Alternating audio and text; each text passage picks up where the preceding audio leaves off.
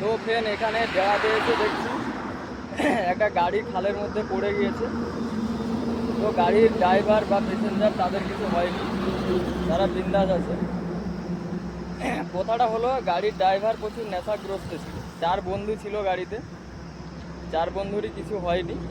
তোমরা যারা এইভাবে গাড়ি চালাও একটু সাবধানে চালাবে দেখে। আপাতত গাড়িটা তুলে নিয়ে চলে গেছে পুলিশ হেফাজতে, কী করবে ওদেরই ওরাই জানে। তো ফ্রেন্ড আজকের মতো আসছি, আবার অন্য কোনো ভিডিওতে দেখা হবে। আজকের মতো